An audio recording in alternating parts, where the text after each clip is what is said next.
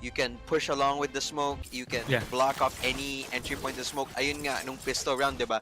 Nung gusto pumasok yung Naos Esports dun sa seaside, di nga siya makapasok kasi the wall was used defensively then. Yeah. But it can also be used aggressively uh, along with the other utilities coming out from his teammates. Yeah, exactly. Now, ooh, clean shot right there from Savvy 8K immediately getting the opening pick against Ja. But Naos, bilis ang pasok nila dito. Sabi nila, kaya nahinto nyo kami dahil pabagal-bagal kami sa labas ng site. Hindi, mabilisan sila pero still nahinto sila. Another high tide being used here as well as the cascade being used by the Harbor to really stop. And what a spray! Spray and play dito sa smoke. Nakapick out agad doon si Georgie and only 2 members left dito ng Naos. Dahil nga ito yung round wherein nanalo ng pistol round Oasis Gaming. It's gonna be the usual result that we see. But just the adjustment of both Naos and Oasis to each other is what is really I wanted to highlight here. Na inibay ng Naos yung pacing nila and Oasis answered in kind. Yeah, yun yung sinasabi ko. Yung initial areas of A site and A site, B site, and C site are long range fights. So guns like the Marshall, snipers. If you can use a bulldog there during a secondary round, you'll have a much better chance of essentially taking control of that initial contact point. Kasi pag nakuha mo na yun with a long range fight, just like the Marshall kanina, it was very, very much easier for you to hold down the seaside. Yeah. Now getting into this bonus round for Oasis Gaming, Georgie. What a very dirty player right there. Makakuha ka agad siya ng pick dito and kita mo lang din doon sinilip niya. I believe that was yun ba yung destructible or Right no, that there. was the revolving door, no? Yung sinilip Yes, doon yes. ni Wild Oreo. So hoping to see some plays involving those later on, mga breakables and revolving doors natin. But before we get into that site A ngayon ang inaatake dito ng Naos Esports. They're about to get into the site. Not sure yet where is the default plant here, but looks like doon nila pinili yung plant. Aftershock was used but wasn't able to cancel the plant here. Naos, post-plant situation naman na sila while Naos game is trying to see how they can go for this retake. This is the bonus round for them, so they will try to look for the economic damage at the least. At the most, they will be looking for the win. Band has been picked up here by Wild Oreo. Only one left. Papi Chulo na lang ang natira dito sa Naos Esports, and does it seem like you will be able to cancel the fuse? The fuse will be completed here, but before that, naka 3K pa rin siya. Papi Chulo, that was good, but unfortunately it was not enough for them to win the round. Feeling ko yung positioning ng Naos Esports dun nung post plant was just a bit too just a bit too bad.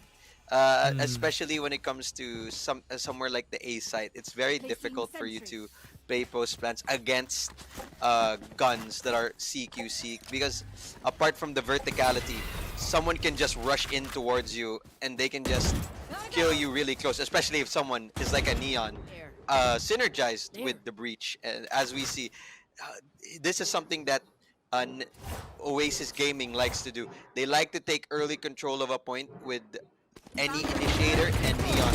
Once they get that information, they hold it down. But Nexi just holding it down. 3K for him. Now it's down to a 2-on-4 situation in favor of Oasis Gaming.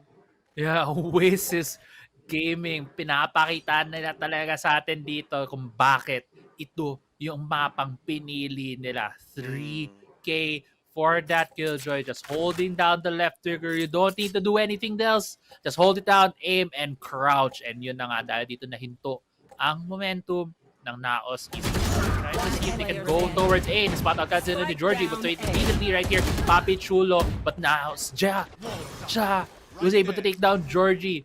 This is doable right now. This is winnable. Kanina ang hirap nun dahil it was a 2v4. Now it is a 1v2 with Ja. 33 HP nga lang. Has the Vandal, the click heads, and he can able to win this! Wins the duel against Wild Oreo. Can he? Bumaba na yung high tide. Nakatagos siya doon, nakalampas siya. Now he's running through spawn. Will he have enough time though? He's gonna run through B. He only has about 10 seconds left to 10 go for seconds the left. plant. Brings out the gun, needs to bring out the knife again. 5, 4. Can he start the plant? Yes, he'll be Yes, starting he the got plant off here. Dito sa may hagdan, nakatago lang planted. dito sa may wall. Not in any sight for Savvy 8K. Savvy 8K walking. So, sino makita? Nakitaan niya muna yung blasto doon ni Ja. Able to take him down. And that's still another round for Oasis Gaming. Nung one-on-one situation there, that was a good effort coming up from Naos Esports to take during that save round. And it was unfortunate on the one-on-one, 50-50 in it. When it comes down to the one-on-one, doesn't necessarily have to do anything with skill. A lot of it has to do with luck. And for that situation, 50-50 nga siya. Kasi you can have him come out of you can have the Sage come out of spawn, or you can have him come out of door. Di Yeah. ko alam kung alam ni Ja na nakasira na pala yung pinto. Pero it was really, really fortunate timing para kay Sabi 8K doon. Yeah. Very fortunate timing for him, and he was able to convert when the opportunity was given to him. And now, going into the 5th round of this game, Naos Esports ang unang nakakuha dito. Opening frag at Sabi 8K. Sabi nila, ilang beses ka nang sumisilip dyan. Kami naman ngayon ang makakauna sa iyo. And now, this is gonna be the man advantage right now for Naos Esports. Immediately, nag-react dito ang Oasis Gaming. Kung nag-hard push na ng Naos Esports before, members of Oasis Gaming waiting for them. Seekers have been used to spot out where Oasis Gaming members are. Just looking at this, where Naos Esports will be going for their commitment. They are looking more into this A site while just leaving both the Asta and the Killjoy to guard their flanks. To go for these lurks. Hopefully, not hopefully, maybe we'll be seeing a late lurk coming from this Asta to Georgie. Georgie, I think he spotted a member dito ng Naos Esports. And nakatingin sa kanya habang padaan doon patawid ang Glaze. And looks like A site will be in 30 control seconds left. right here for Naos Spike Esports. planted. Only 3 members left from Oasis Gaming. Nagsama-sama sila dito sa may B upper mid part ng mapa. Not sure if they'll still be going for the contest. Papi Chulo, the really good flank. Can he get the knife? He went for the classic instead. Pero nakakuha ko siya ng 2! Hindi lang isa. Knives out. Went with the classic. Gets 1, gets 2 with the rifle on the change. And then Nexi is the last to fall right here. Flawless victory for Naos Esports. Wow. That's all they needed. Labanan lang nila dun since long range fights nga talaga yung initial contact points. If they win that, it'll be much easier for them to take any site. And I love the way they adjusted I don't know if they heard the side of Oasis Gaming all rotate towards the C site, but once they saw the slowdown, the Sage slowdown, and they picked up the Sage, they just all rotated out to A site. And once the site was clear, it was a very well executed take, and DG was ready for any players of Oasis Gaming trying to stop the A site push. And once they got the site of Papi Chulo with a great late lurk flank coming out and just stopping Oasis Gaming from any sort of a retake na gusto talaga nilang gawin. So, in this side of Oasis Gaming, yung play style nila is that since dalawa yung defense nila, it looks like that they leave Savvy 8K there on the C side. They leave Nexi on the B site, and then whoever is with Georgie, it's usually the breach. They just take control of anywhere in the map that they want, and with that information that they take, they just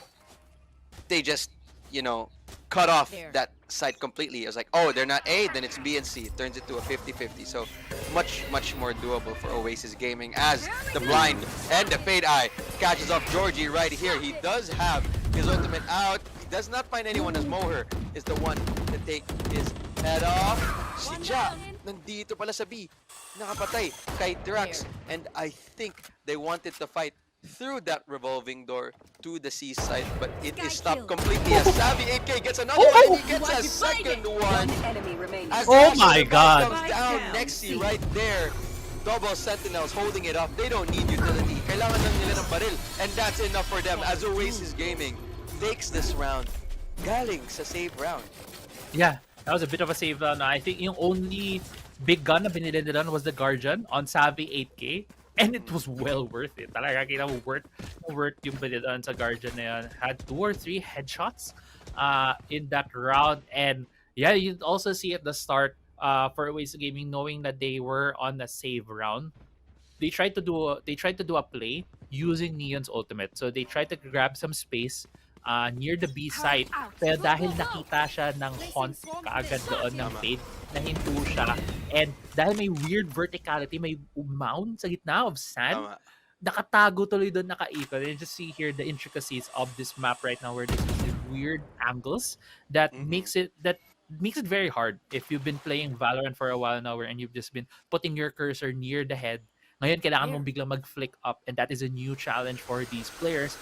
And it also shows ngayon yung individual skill level ng ating mga players ngayon dito in this game right now for Lotus. And we do see another seaside commitment right here from Naos Esports. Wall has been put up by Savvy 8K, as well as the Killjoy ultimate right now coming from Naos Esports. So they're really selling this seaside take right now. Habang Papi Chulo naman nakahanap na si Jordy going for the flank blocks. Ayaw mo bang manalo dito, pero mukhang hinahanap na siya din dito. They're really denying the flank right here by Naos Esports. Its seaside will be for the taking here by Naos. While Savvy 8K, medyo nakaprasa pa dito. Looking for a way to get in. Actually, Reckoning has been used. Yeah, Reckoning has been used right there. Let's see how effective it's gonna be for the retake right here. For Oasis Gaming, Savvy 8K already get one. Not getting anyone else so far. Pagtingin mo sa kanan, may nakita ka na babaril sa kaliwa, ay nabaril ka na. That is the 50-50 going away from a corridor. And now, still, 2 members left for Naos. 2v2 na sana nakapresa dito si NEG. Will he be able to be like the rock that he is from yesterday? 6-8-3, get the headshot. No! Was it able to get cleaned up against Drax? Okay, enough time siya para dun sa defuse. Another point going in favor of Oasis Gaming. Ang ganda nun. Ang ganda ng retake na yun. Feeling ko, as much as Naos Esports were really good on that post plant, you cannot deny the amount of space that their utility created for them. So, essentially, nung nakita ko yung the breach concuss was combined well-timed with Wild Oreo's Reckoning. And since both of that were timed along with even the initial contact by Georgie, it made more space than it should have, and that's really good on the side of Oasis Gaming, especially for that seaside retake with all those angles and that weird verticality that is happening on that side. Definitely. And yeah, din nakita nga natin na talagang it bought a lot of time as well as space na yung successive concussions coming in from the whole composition of Oasis Gaming. But as we mentioned earlier, kailangan mo may panalo yung mga initial contact fights, lalo na in these longer angles. And so far, Naos Esports has been pretty successful when they try to go in through these sites. But High Tide is really slowing things down. Kasi unlike the Viper Toxic Cloud, where you just get a bit damage as you pass through dito, when you pass through, you get slowed. Right there. Right? So it makes it harder for you to go through kasi it feels like you're gonna be a sitting duck as you pass through that smoke, that wall coming from the harbor. And ngayon, inspired na yung High Tide, it is down. Seems like Naos Esports are still sticking their guns here, and A-side Oasis Gaming are all here. All the members left. Roger takes one down. Actually, it's been equalized immediately. 2 members of Oasis Gaming. Medyo napapabagal dito ang entry ng Naos Esports, lalo't na yung spike ay naiwan in no man's land in between the two teams. Clock is winding down. We're nearing the 10-second mark, and Wits gets the opening frag right there as they try to go for the plant. They are gonna take this. Drax gets one more. Can he get the last one? Wits is down, and Drax gets the 3K to secure another one for Oasis Gaming. Drax, at the last few moments there, alam na ng Oasis Gaming kailangan na pumasok, and that was an initial good shot from Naos Esports, the ones that needed to enter the site because wala pa yung site, yung spike eh. Yun nga sabi mo, in no man's land, and that was a really good initial pick-off na by Wits that made them enter the site, but Drax, wala siyang takot eh. Nung nalaman nila, okay, now they're planting, I have a very big window of opportunity to be able to enter the site. Even though there was nano swarm grenade coming up from Jack, wala siyang pake.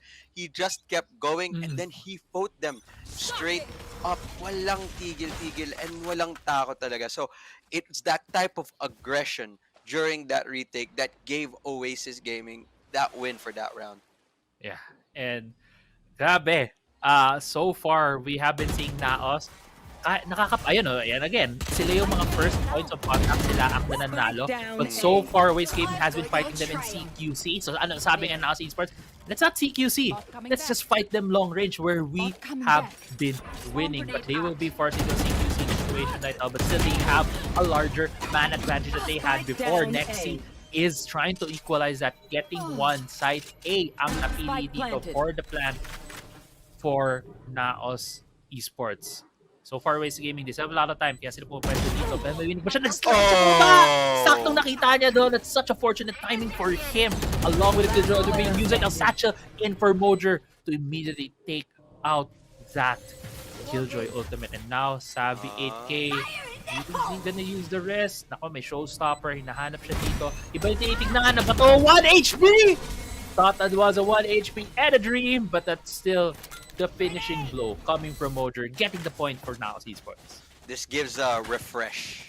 Kumbaga, parang refreshing for Naos Esports here. Nabibigyan sila ng color. They're given life for now, and it stops the bleeding, and it really gives them a fresh start for them to maybe crawl and make a comeback as Oasis. Sila naman ngayon ay nakapunta sa save round and sa eco round, and that's going to really give Naos some life in this upcoming round. But let's see what type of take they'll have for the day. It looks like gusto ulit sila pumunta sa A site. They want to do this very long range fights for this round, pero yung Oasis Gaming nag-push out na all from A, from C and B, and sabi nila, we know, alam na natin, we're all in A. Everyone, let's go to A. Let's try to 4-man flank A site. So it's going to be a really, really interesting fight once they get the spike down. Yeah, and ito na, Naos medyo nakaamoy niya. So, wait, libre? Libre tong A site, and look at the flag, be independent right here. By the Killjoy, by Ja, and he's taken down immediately right there, but does get a trade for himself. Sabi 8K, actually, ginamit nila dito yung rest, so either they want to do a lot more damage, or they still want to just straight out win this 50 right here. They do have a chance right there. Nakapulot sila ng dalawang rifles, but Wits getting Georgie down. NBG trying to, actually, it was actually Wild Warrior trying to really challenge that position. Sabi 8K, kita ka na dyan the Wits, and that is the round. It was a save round for now for Oasis Gaming, to be fair, and Naos Esports gets one more point for themselves. That's exactly what Naos Esports needed to do during that situation. It was very rough for Oasis Gaming. Kahit nag-aggress sila dun sa C and B, I do feel like them splitting out and giving two people out there onto the A heaven side or fighting from spawn was a bit still too difficult to do. Maybe if they all went through attacker spawn, they had a better chance. But again, that's looking at it at hindsight. But now let's look at what's happening right now as Wits tries to get some information off his wall, off his tiger. Does not find anyone just yet, as Savvy 8K is going to try to hold down the C side. Yeah, and now, since walang initial points of walang initial pick off, which we have been seeing earlier, wherein Naos Esports gets the peak, usually on Georgie or Savvy 8K. Ngayon hindi. Actually, a lot of space has been given by both of these teams, especially Savvy 8K. Hindi siya yung nag-unang peak ngayon for his team, but now with the space given, sabi ng Naos Esports, paisipin nila mag-A tayo ulit kasi medyo na-condition na natin na lagi tayo nasa A. Now, it's gonna be another bamboozle for them. They are gonna go into the C site, which effectively makes Nacague run out of the site, and now C site will be 30 the seconds left. plants.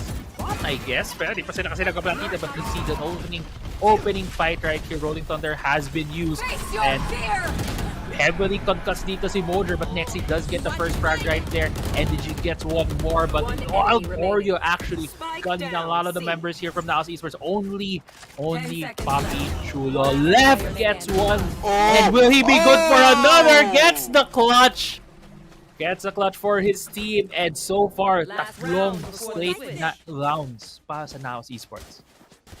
Apple, I said it yesterday, sasabihin ko ngayon, Papi Chulo has been very, very consistent in these rounds, on these clutches, and I really think he's one of the better controllers, if not controllers, one of the better players that we have coming out in this tournament. As he, you know, when even when he's under pressure, he's still able to clutch up rounds like that, and even though there was so much delay coming out from the side of Oasis Gaming, it did not stop them, and no one is stopping Ooh. Georgie as he gets the initial pickup onto Ja. trail. 4v3 situation na for Oasis Gaming. Yeah, 4v3, and kahit nga si Savvy 8K din sumabay silang dalawa doon, may nakuha silang tig isa.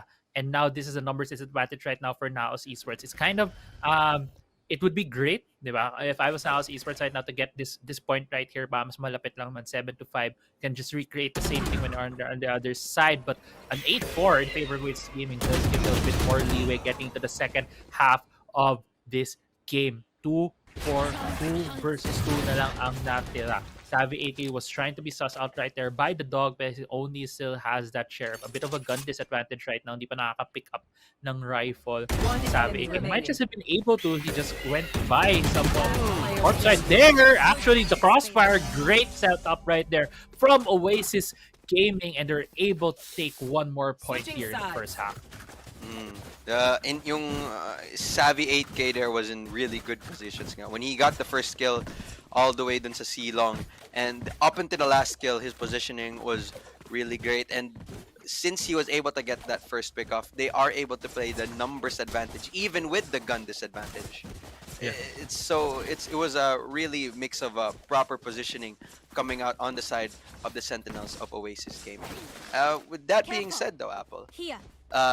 ngayon, defense side naman yun on Naos Esports. Gusto ko din sabihin, kahit yung Oasis Gaming, dalawa yung Sentinels nila, iisipin mo, di ba? Parang attacker side will be weaker. Feeling ko hindi eh. Georgie and the Breach combo, Neon Breach combo, is still a very strong combo to have in order for you to take any space that you want. Yeah, and you see here yung usage ng Cascade to really get that space there in A site. I believe that was through up to A door. Right, but right now they're going through A main, challenging the members here of Naos. Mojo ready down for the counter. Medyo late ngayon dito ang rotations ng Naos dahil nga ni-rush lang ng Oasis Gaming itong site na to. It's gonna take a lot of work right here from the Naos squad to be able to take the site. 1v5.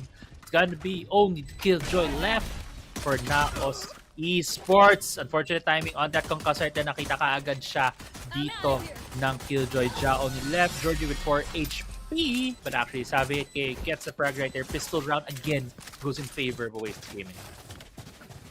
It's good utility usage. We see Drax was able to concuss any spaces for Georgie to be able to run through. And ayun nga, sabi mo sa akin, yung cascade all the way up into that A window. It just made so much space for Oasis Gaming. Napakarami nang nakuha doon. And even though there was just one choke point of entry, di sila tumigil. Go sila ng go. And it was just really, really great usage of utility as they tried to do the same thing once again, Tito. Oh, bet Wits.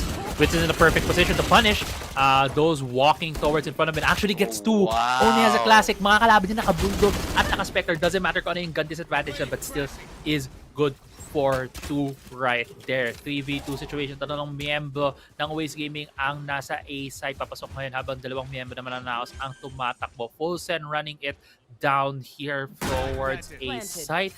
Successful plant right there from Oasis Gaming. Just gonna play the post plant right here. So we'll see kung may kaya pa bang gawin dito Naos Esports. More economic damage to make sure that they are able to have a better position coming into the bonus round if they do fail to get the defuse right here, or just straight up win this if there's gonna be some over peaks coming for Oasis Gaming. Well, or the first point of contact right here, naipit na yung members in Oasis Gaming. Papi Chulo ay naipit muli. Another crossfire between Oasis Gaming members. 10 points, double digits here for Oasis Gaming. Let's do this. We did expect Oasis Gaming to win that round. Kasi yung Naos Esports nagkaroon sila ng more of an eco buy. Pero it was a very nice hold coming out from Naos, especially with Wits dun sa a door, sa a breakable door. He was just holding that angle, and that angle did prove him right. He was able to get 2 off that, but unfortunately, the gun advantage talaga is still so high that Naos Esports is not able to even push further with that. Yeah, kumbaga pinatabaho talagang pinahirapan at pinatabaho dito ng Naos Esports of Oasis Gaming to get that point. But now this is going to be the bonus round dito for Oasis Gaming, so we're going to see a very different tempo from them, and that tempo is fast into B, talagang creating a lot of space. That's a really good cove right there coming to really just defend the plant. But still, Savvy 8K, medyo minalas ka lang sa paglabas mo doon. Kita ka ni Wits. Gun advantage right now on the side of Naos Esports. And look at the post plant positioning here. Oasis Gaming, nasa labas lang sila lahat here at main. It's gonna be very hard with the gun advantage. Oh, Georgie getting the headshots on that Stinger. Still no defuse. Just need to buy more time. And it's a 2v2 right now with the flash. Great flash right there to stop them from getting the peak. And Drax, this Oasis Gaming on Lotus right now feels unstoppable. They had a set plan. Kaya nga nila itong map kasi may set plan sila dun. And for B site, it was the easiest set plan that they could have ever done for the bonus round. Their plan was basically take control of the space with Drax and Georgie. Take as much space as you can there in the B site. Once we make the entry along with the high tide, you wall off the initial spawn area for anyone coming out through that choke. It's walled off, and then they just planted so easily along with that harbor smoke. But Naos fighting back right now as Moher gets a 1, gets the 2, and it's now down to a 4v2 situation. Right, 4v2 situation. Naos. 1v5, and then that was a thrifty. That was a thrifty. 11-5 now the scoreline. Grab in, huh? Yeah, that was amazing play right there from Naos. Tinignan ko pa nga lang yung map, and ko, wait a minute, walang tao sa C. they were all at A, going for that risky play into the A side, pushing out the members of Oasis Gaming. That was so fast, That was so fast. Hindi ko pa nga natapos sabihin yung ano nangyari sa last round. Biglang may gunfight na biglang nangyari. Talaga full send na sila. I think yung mindset doon ng Naos is that they tried to punish Oasis Gaming for favoring a side with the pushes. So nalaman na nila yung tendencies, they punished it, and they punished it effectively. Right? So now getting into this round, we are gonna see a more tempered aggression coming dito sa Oasis Gaming, but still heavy focus on A side. Kasi so far sa nakikita natin, ang perfect ng utility ni Harbor to push this A side, create space for them. And right now, NDG looking at this breakable door, might be going for a flank, and Georgie, as he goes in, gets polished by a lot of damage from that Nano Swarm grenade. We'll hear a breach ulti, I believe. That's a reckoning that I hear. Yeah, it's being used right here on the side para lang to make sure it's gonna be a clean take for them. Oasis Gaming talagang gusto nilang makuha itong match point nila, expending so many ultimates to make this a very problematic retake for Naos Esports. Georgie, hindi siya na-check kaagad, gets one, but Wits was spaced far enough behind para he's able to react. Wild Oreo, great take right there, knowing that Wits was there. The spike's about to explode. I don't think they have enough time for the defuse right here. If Oasis Gaming can keep distracting them, Papi, Chulo, hindi ka makakapasok basta-basta. It's gonna explode. It's gonna be the match point here for Oasis Gaming. Oh my goodness. Ang ganda ng hold ng Naos Esports coming onto that round. And ayun nga, Oasis Gaming, even though they've conditioned Naos Esports that they are going to the A side, siguro naisip ngayon ng Naos Esports is to change it up once again. All they had to do, since yung Naos Esports nakita na yung adjustments ng Oasis Gaming. I'm sorry, when Oasis Gaming saw the adjustment of Naos Esports, Oasis Gaming adjusted to their adjustment. Diba? Yeah. Kumbaga, they tried to fight for a long control.